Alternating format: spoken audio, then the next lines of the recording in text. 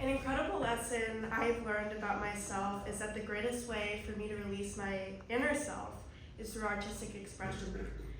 Artistic expression is an ambiguous term because it means something different to everyone, but it also creates connection within yourself, others, and what is beyond us. The coolest thing about it, though, is everyone has it within themselves. Through time, precious moments we as humanity experience, and the hardships we face and yet overcome are all done with time and healthy mechanisms.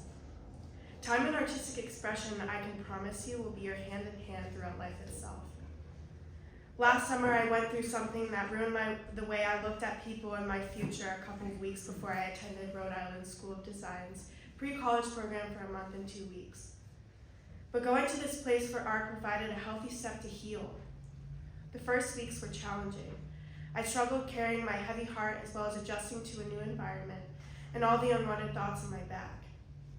I hid from people and tucked my feelings into my pockets.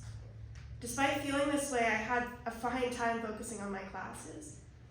I journaled a lot of what I was feeling and experiencing because a lot of it I had it before. I took walks alone on the streets of Providence. I was out in this ginormous world and it felt so small at times. That was the first step of the healing process. After being on the phone with my mom, asking to come home, I realized I had to flip a switch. I realized I had to find my people. I was also here to learn and enjoy myself. It took a week or two, but I started seeing a little more clearly with the people I met.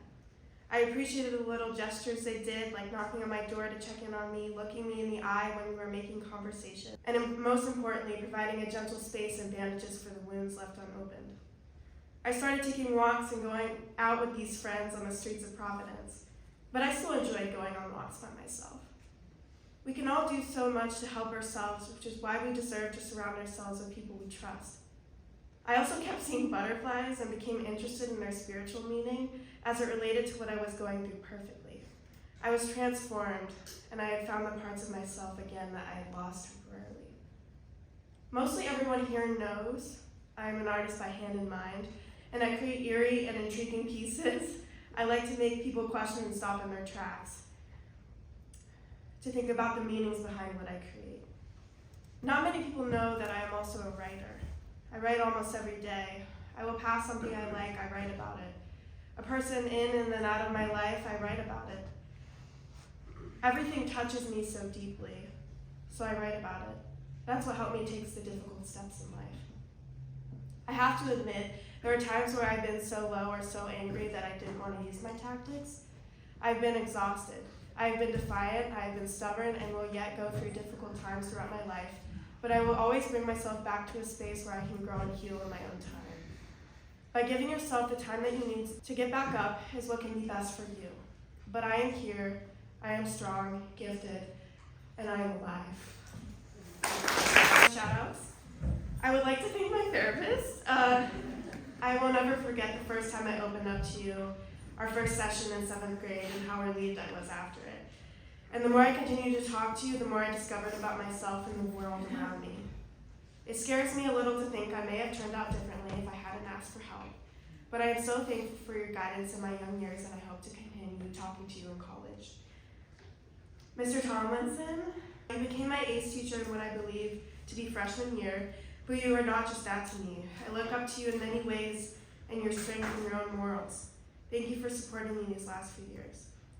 To my friends, you know who you are. I love you for reasons I hope I inform you enough of. You all have special places in my little world and warped heart. And even to the ones I've lost, I still wish you all well wherever you